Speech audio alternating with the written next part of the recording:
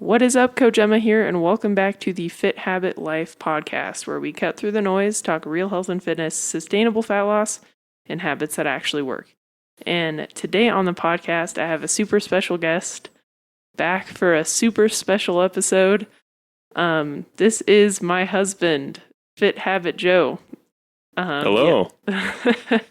The other podcast he was on, we were in the car and we were driving. I think we were stuck in traffic in California or something like that.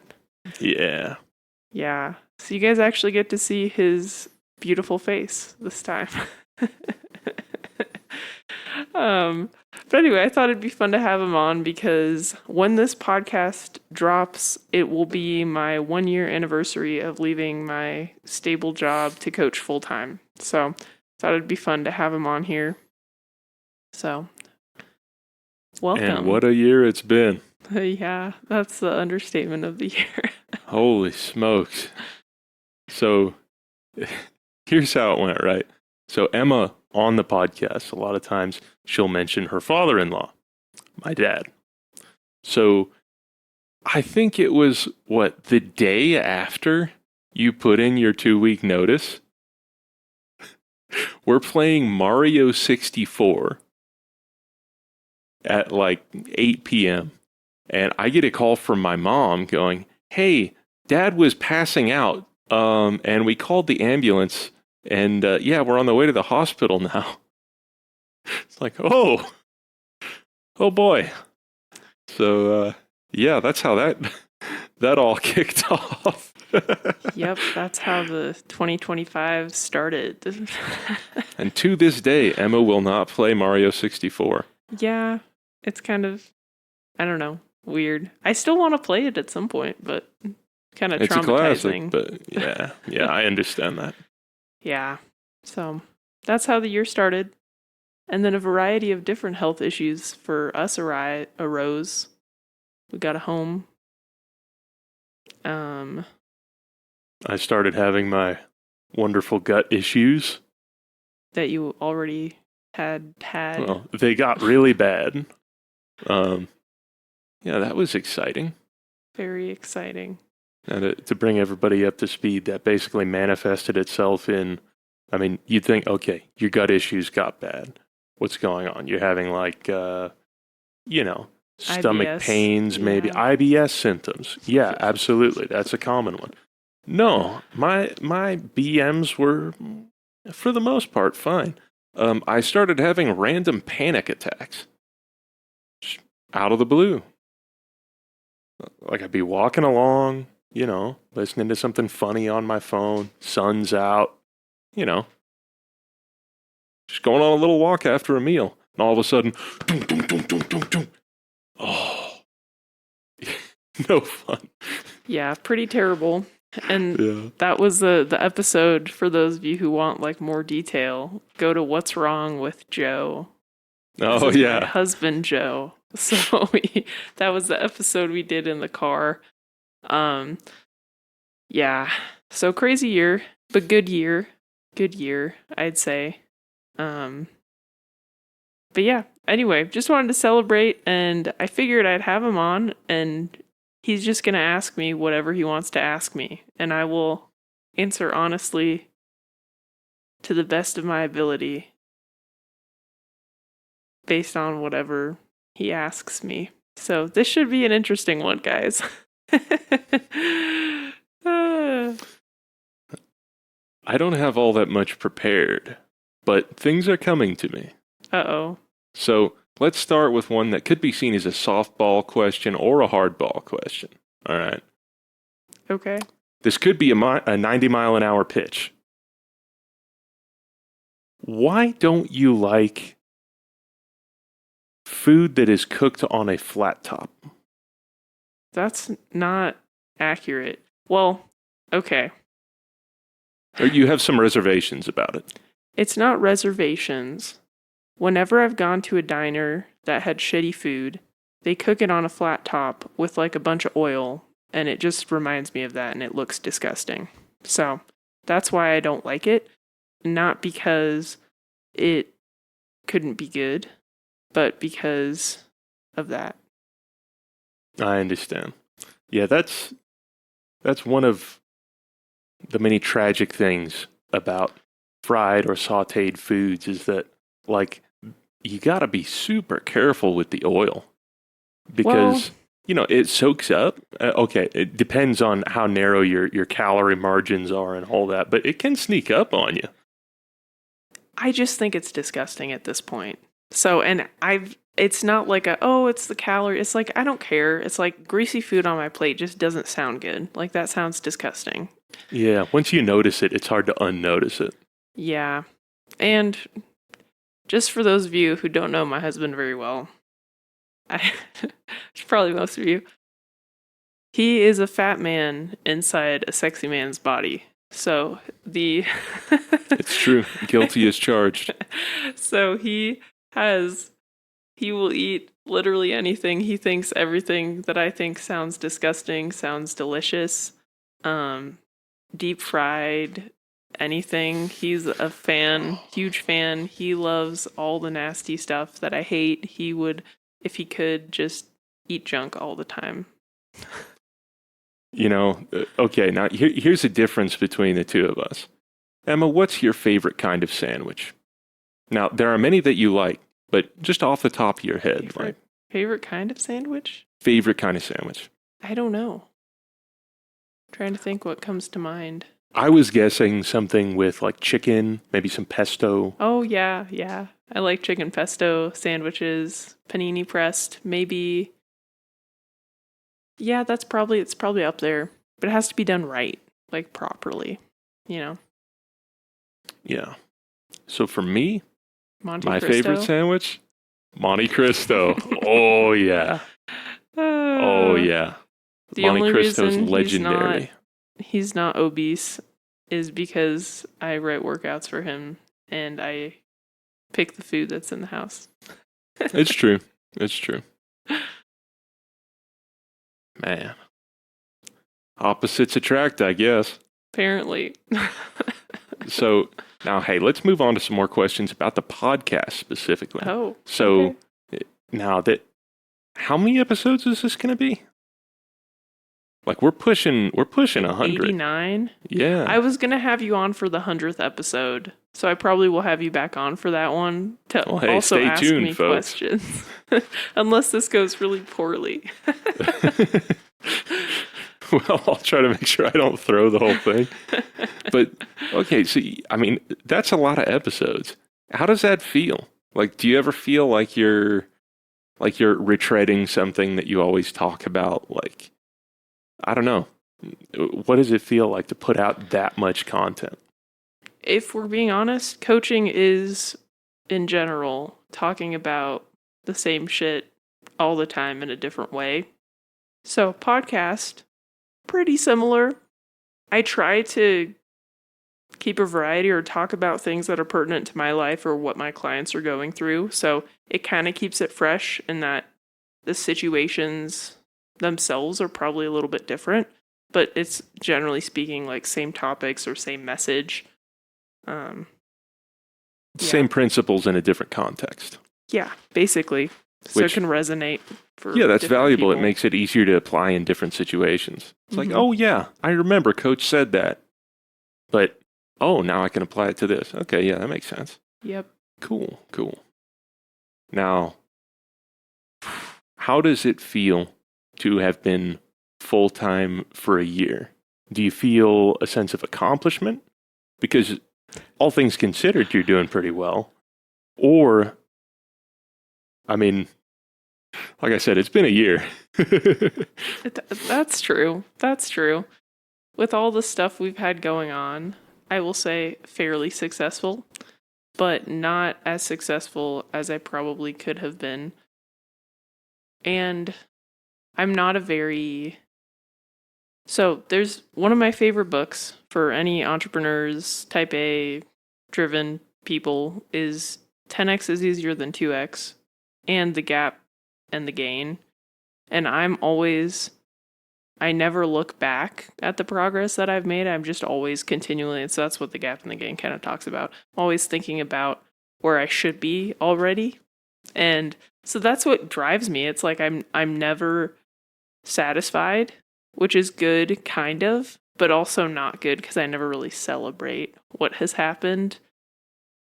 So, anyway, I'm thinking I should be more further along.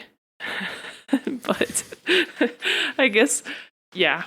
So, I don't know. I'm proud of where I have come. I guess I'm proud that I've survived a year without a stable income, thanks to you. And actually, that's part of why I wanted to have you on, because this wouldn't have been possible without you, like, supporting me and dealing with my irritability and the stress levels. So he's the man behind Fit Habit. Without him, none of this would have been possible. This is something that I knew, but it feels good to hear you say that. You're welcome. You're welcome right back. He also edits the podcast, guys. So he's like a big audio guy. So he's been helping with that. And now he does my show notes. So that's one less thing that I have to do. Yeah, kind of, sort of. I sanity check the show notes. And that's important. And having another perspective on that kind of thing can be pretty valuable. Okay. So, do you feel like the way that you feel about your coaching business is there a parallel there between how you feel about that and how a lot of your clients feel about their fitness? Yes. Like the always, oh, I could have been doing better and I should be here already. Well, there's a lot of parallels. That is probably part of it. I don't know if I'd say like all of my clients are that way to where they're like, oh, I should already be here. I think a lot of them are realistic, and I try to make them focus on the small wins, which is ironic because I don't do that for myself personally. But I think like the parallels are that like running a business, really you have to stick to the basics and not overcomplicate things and just get really good at one thing and dial in that one thing and then move to the next thing. If you want your business to grow and be effective.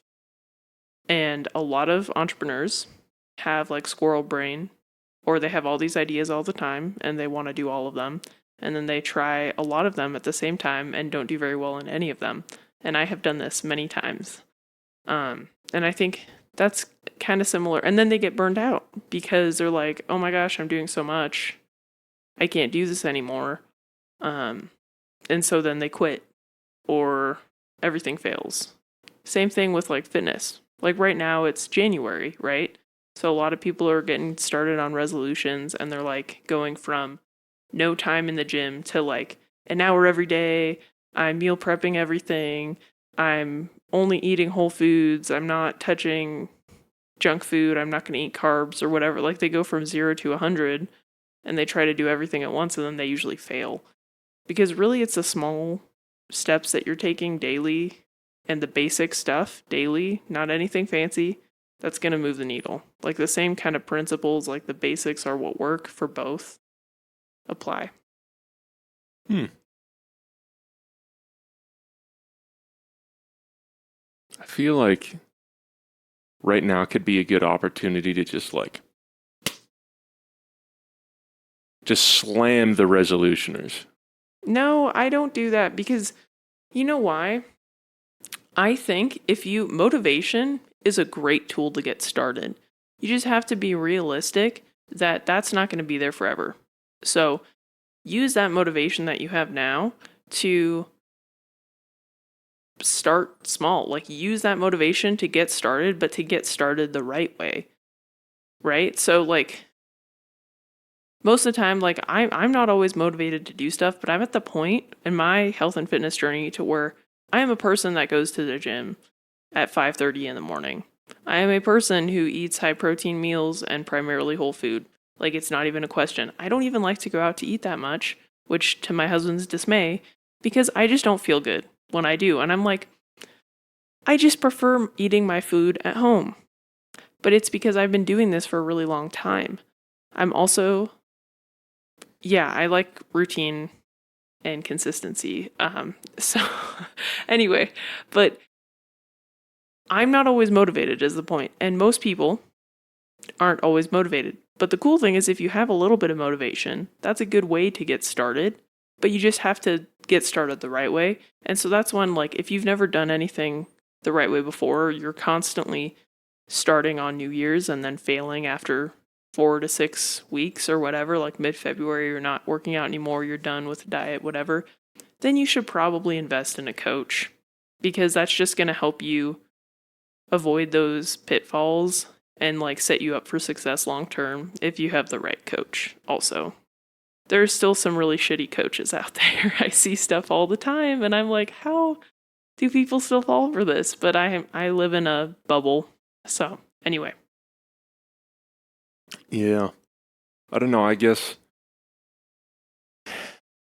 that resonates a lot with me, at least personally, because usually it wasn't New Year's that was making me do a resolution. It was something just set me off. And I was like, okay, I need to make a change. But then I'd go ham. Like I'd be in the gym all the time. I'd be lifting as heavy as I could go.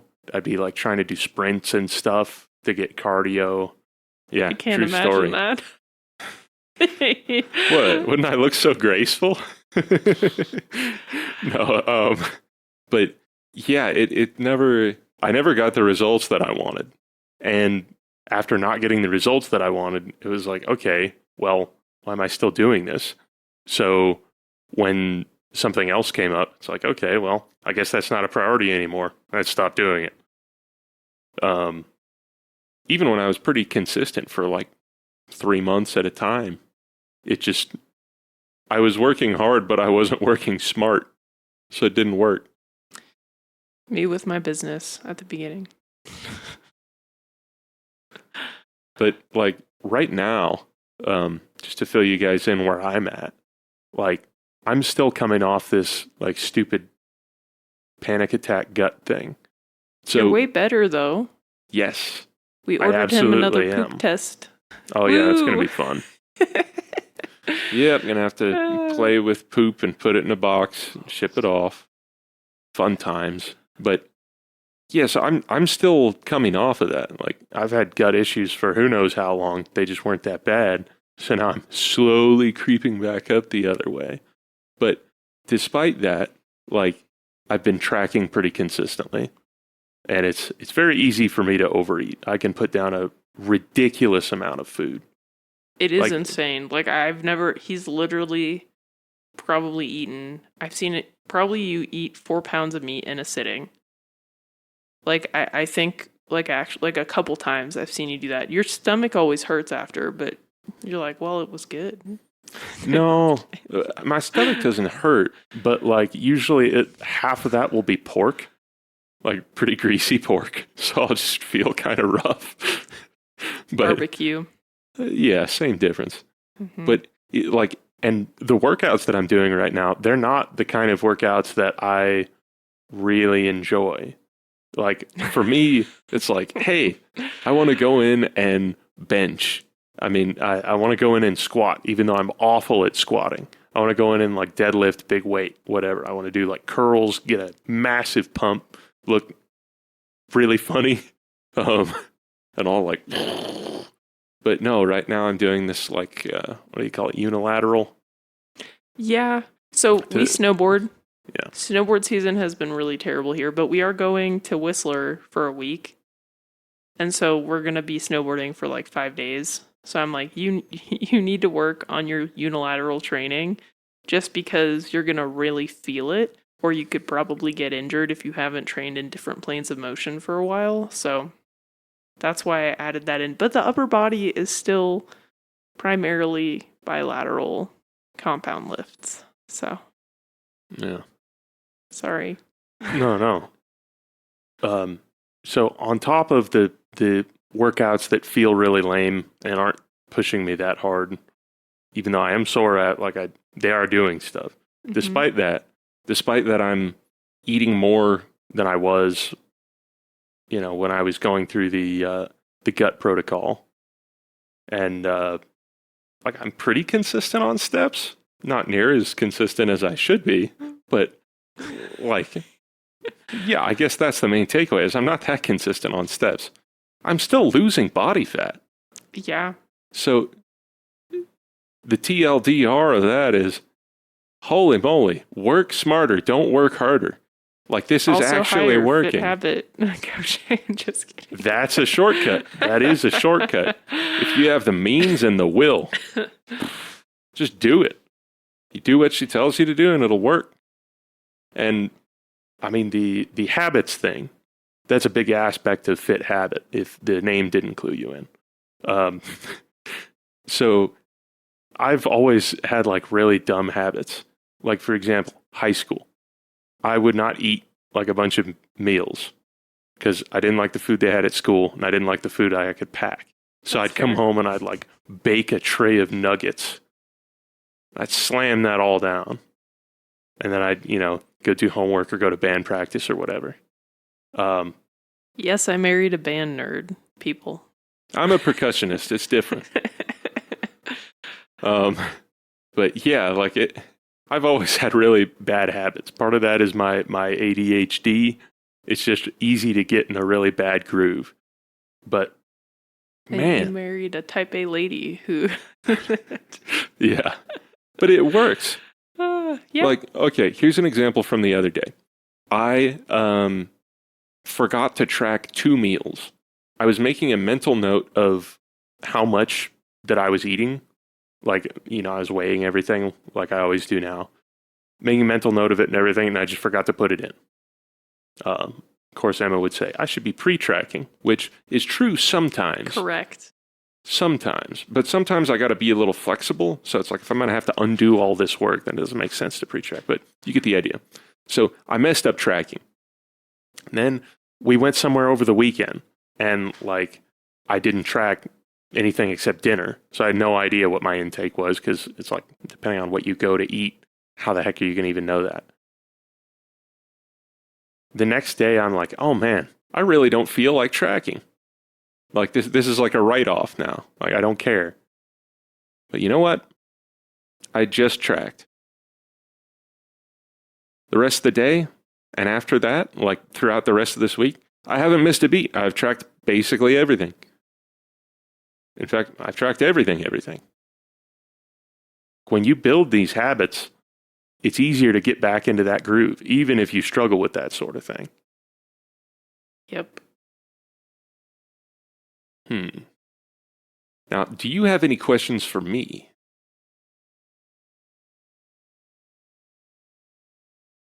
That's a great question.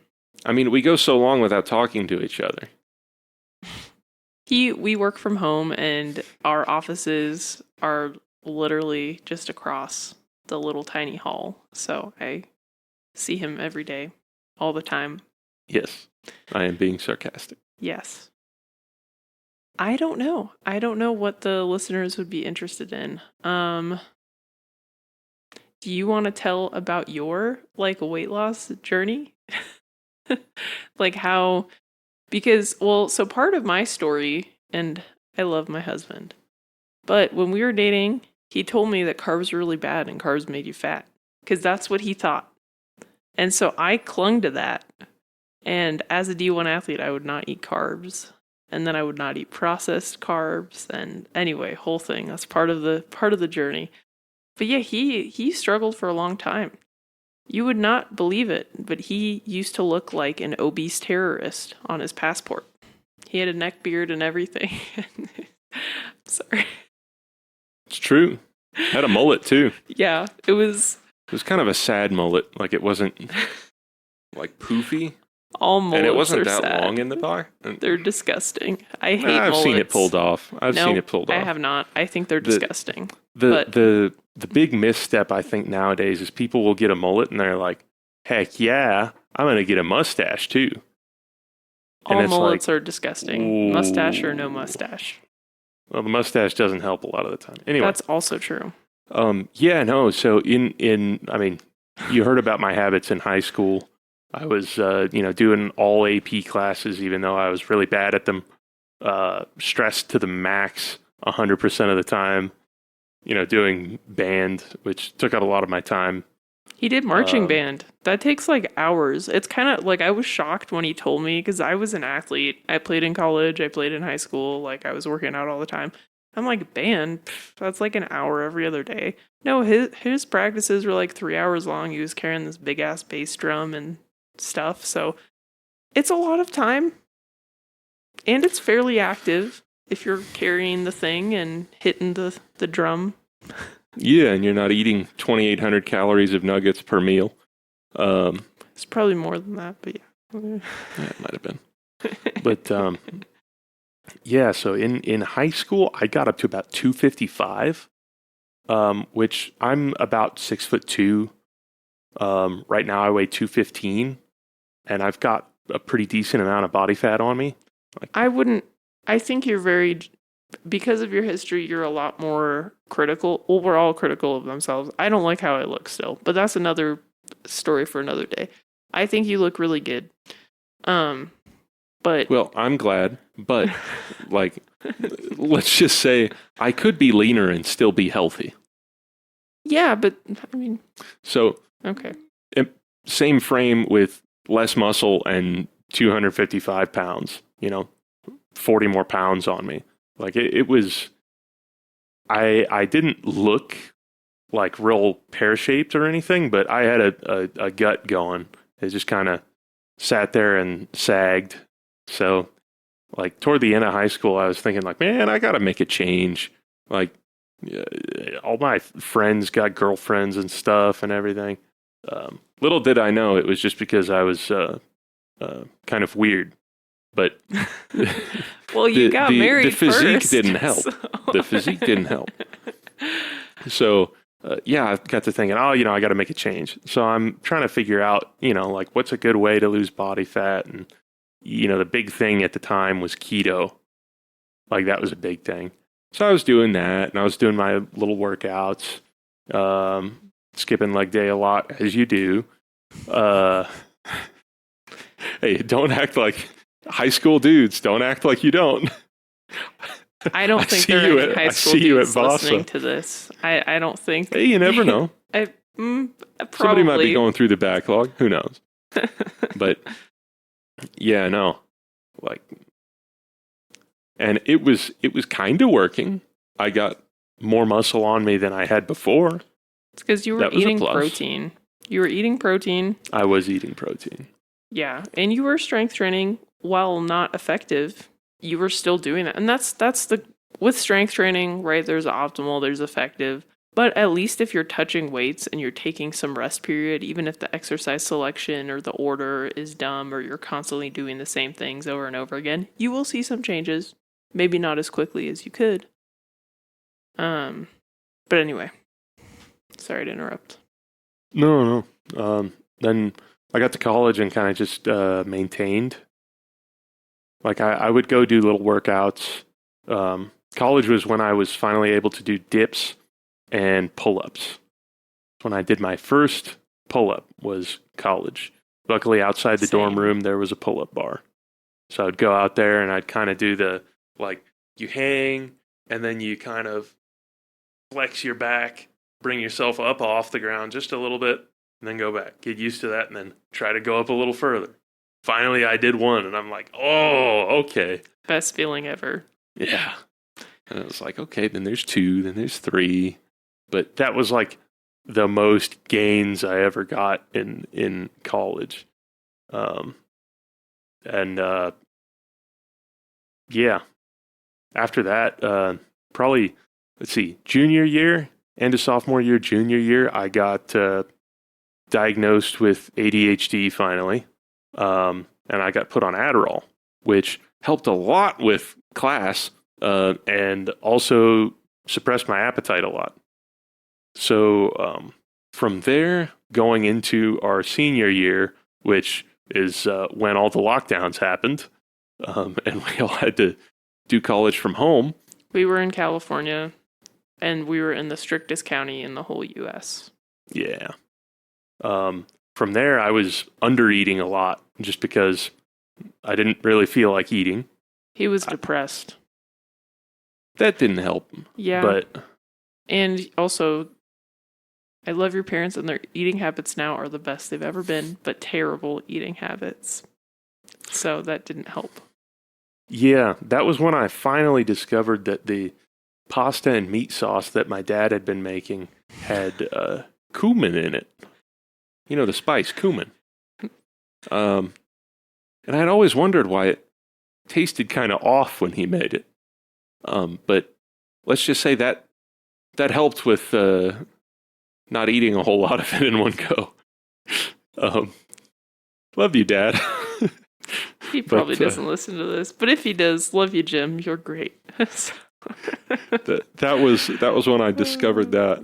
But yeah, I would go and lift like in the garage. We had these really junky weight set. It worked. It worked kind of like it was a little narrow for me to bench on, and I'm not that broad of a guy, but that made it really hard. It was like, okay, to get the actual like good form for this for chest, bench press. I would like pinch my hands every time I racked it. So I didn't really like working out. I would go do a little bit of it just to do a little bit of it and then be done with it. That and the Adderall would kick up my heart rate a little bit high. So it always kind of scared me. But yeah, I was the weakest I'd ever been, but I was also very lean. So I was like, hey, this is cool. I look kind of good now. No, you look so small. You were so small. Your face is like a little baby face. Like you were like tiny. It was angular. You were tiny. With my big old jaw, I was tiny? You were small. You looked like a child. A funny looking child. But yeah. But then after that, like I was like, well, then we did the fasting thing. Then beer came into play a lot, and we were eating more indulgent foods. And then we moved to Utah. Right? And then I made you eat a lot of food and too much food, and you put on a lot of body fat, and you were really inflamed. Well, at the time, I was not tracking. That's also true. You were eating a lot of peanut butter. And was I? Yeah, because you were like, I'm having... Oh, yeah, that's right. I put it in my yogurt thing for breakfast. I'd get this, what is it, the Oikos 0%? Faye. Faye, yeah, the Faye. Phage. It's the best kind of Greek yogurt. It is, for sure. It doesn't have that, like, funky aftertaste that a lot of them have. So I was all about that. I would make this thing for breakfast that was like that, and a lot of it, like a third of one of the big tubs. And then like a cup of blueberries, frozen blueberries, and a shit ton of peanut butter. Yeah, quite a bit of peanut butter. Like a lot. Yeah. Mm-hmm. Tasted great. And my lifts went up a lot. Like there was a part of that year when I was able to like 4 reps curl 50-pound dumbbells. And then I don't know what's a lot for a guy. For me, that was a ton. Okay. Like I had never been able to. I'd been in like 35s would smoke me after a couple sets of 8, and I'd been there for years. But yeah, I was like curling 50s. Our little like janky, like off-brand adjustable weights went up to I think 52.5, and I could crank it all the way up and do like overhead dumbbell press with 52.5s, and I was like, yeah, I'm a big boy now. This is daddy weight. And I still have a video of it. I did like a set of 8 bench press with 225. And I was like, oh yeah. You've done 315. I did 315 for a rep on accident because I miscounted the plates. Thing. That's a really that's like a really, really big deal. Like I didn't realize how big. Like I can't do 135. It wasn't that great of a rep. Yeah, but it counts. I got it back up on the. That's not common. And like, what I have some coach friends, they were talking about this the other day, and one guy's like, "Yeah, I'm trying to bench 315." I'm always thinking, my husband can do that. Well, is he a big guy? Like, is he? He's a power lifter. No, but I mean frame wise. No, but he's a power lifter. So I assumed that was pretty standard. Like, if you're a power lifter, like if you can squat like 400, 500 pounds, like I feel like benching 315 is like check. I don't know. I've never compared myself to other lifters. I'm a tall, big woman, so I assume that I'm probably stronger than a lot of people.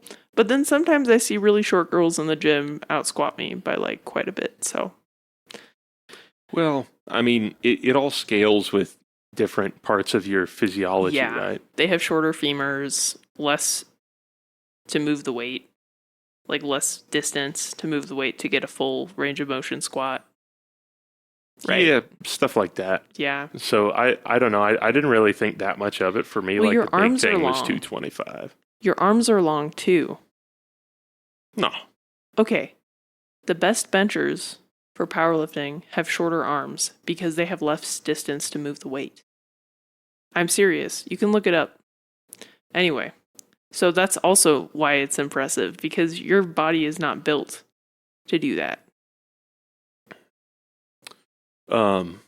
This episode has been very good for my ego. So thank you. You're welcome. But anyway, we're kind of digressing. But you're basically a lot of ebbs and flows in the journey. Oh, yeah. I'd say you're probably in the healthiest spot mentally with nutrition, training, physically, like we're still working through your gut issue, but still, like you're a lot healthier now than you were a couple years ago. Yeah. Right? Yeah. And a big part of that is I don't have to think about it. What do you mean? I just look at my little app and I go, oh, this is what my macros are supposed to be. That's true. And this is what my workout is. I'll just do that. And then I'm done with it. I have to remember to go on walks and stuff, but like, easy. That's why I have my own coach also. It is so nice. So nice. Because, yeah, I have a lot of other things that I think about. Sometimes it gets too much to juggle. Yeah. So, what's your most memorable moment of the past year? Ideally positive, because there's a lot of moments that were not good this year.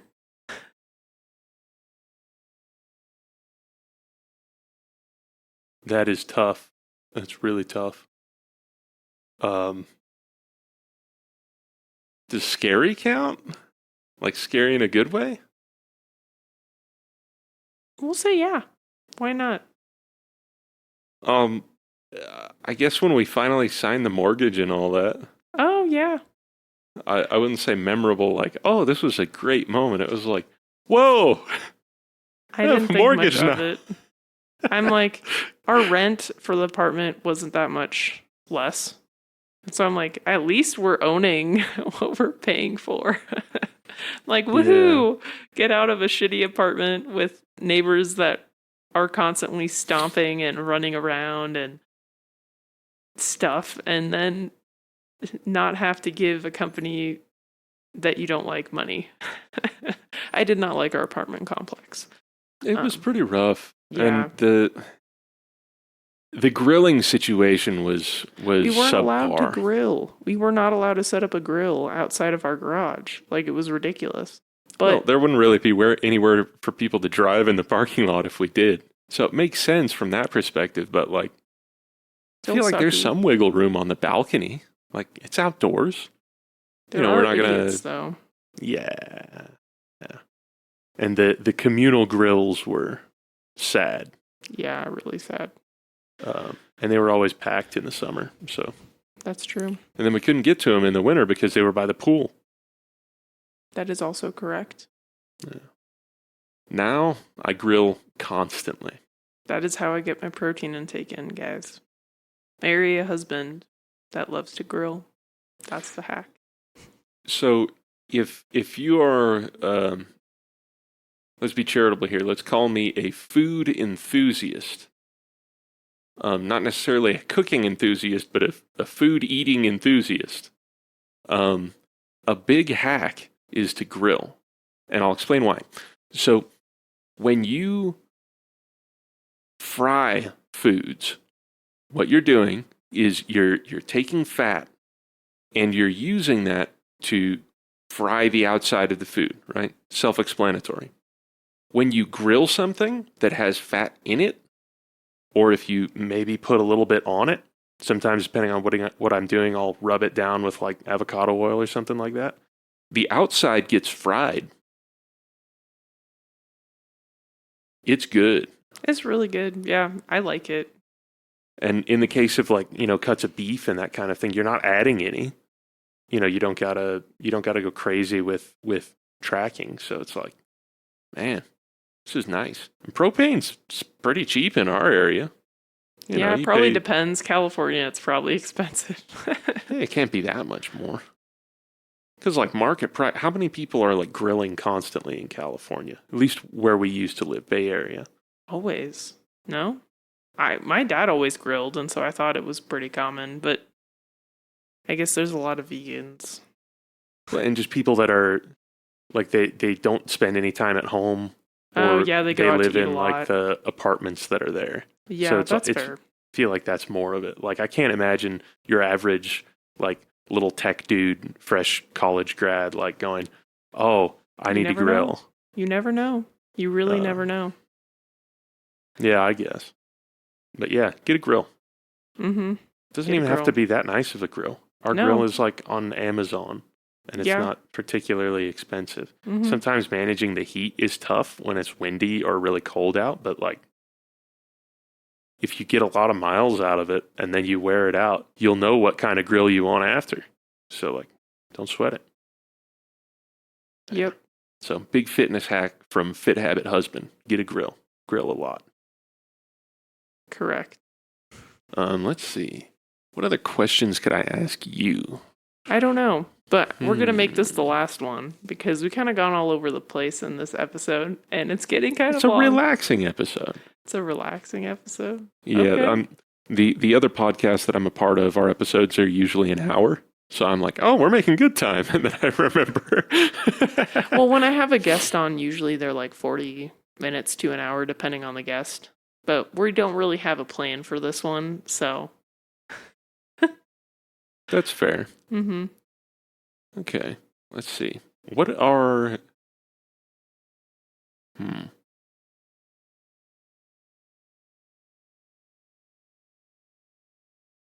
It escaped. It's gone. It's gone. I might have to edit a lot on this one. No, you don't have to. It's very natural. I was going to make fun of you, but sometimes that causes you to forget what you're thinking about. So I was going to say like loading spinner. Oh, yeah. That's pretty much what was happening. I actually thought it was frozen for a bit. So. Man. Well, hey. It's been a great year, all things considered. Hopefully this coming year is a little less exciting. Yes. Not just for us, but for all of you. Hopefully, we're praying that we can all just kind of dial in and get done the stuff we need to get done without too much cataclysmic world conditions or horrible upheaval in our personal lives. I agree. So, what do you want to leave our audience with? Is that your final thought? Well, that does tie into a good final thought, I think. That's true. And this will be true in your fitness journey. This even ties back into like maintaining habits, but it's also good life advice as well. It's I think you call it outcome independence. So say you try to do something, right? Even if you pour your heart and soul into it, it's not always going to work.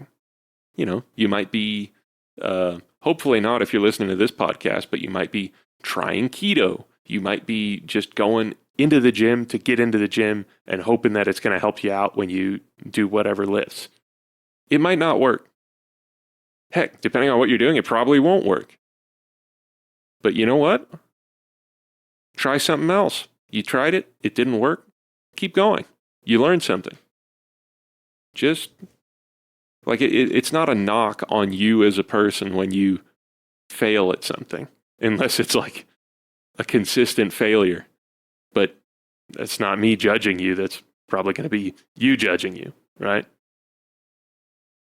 Just keep trying. Don't give up. That's the only way you fail is if you give up. That's what I like to say a lot, because you're going to have setbacks on your health and fitness journey, maybe in business if you're an entrepreneur.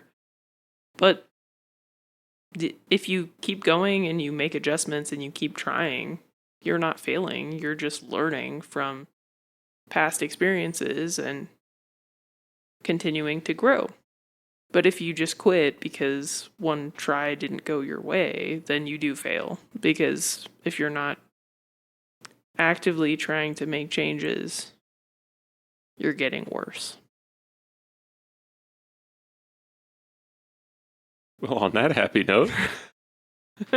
Well, because, I mean, think about it. If you're staying the same, if you're not changing the behaviors and habits that got you into the place that you don't want to be in anymore, if you keep doing those habits, like let's say you have, you just don't exercise, you don't walk, you don't get any sunlight, maybe your diet does not consist of a lot of nutrient-dense foods, you eat out a lot, drink a lot of soda. If you keep doing that, your state is not going to stay the same. You're going to actively get worse. But if you start to make changes, positive changes, even if it's just one thing at a time, small little step, you will start to feel better. You'll start to move in the right direction. So like some people think if they don't make changes, they stay the same. No, you don't. But the amount of changes you have to make aren't that big. So just remember that. And that's what I meant by if you give up, you fail, because you will continue to get worse if you're in a state that you don't want to be in. Yeah. So anyway, on that happy note, thank you guys for listening. If you've made it to the end, if you like Fit Habit Joe, if you want him back on the podcast, let me know. It's very easy. He just lives right across the hall, and I control his schedule because he doesn't remember his schedule, so I know what he has going on. It's true. So we could have him back on. Probably going to prepare him a little bit more so he has more questions next time. But anyway, thank you for listening. Hopefully you got something out of this, and I hope you guys have a great 2026. And I'll catch you on the next one. Peace.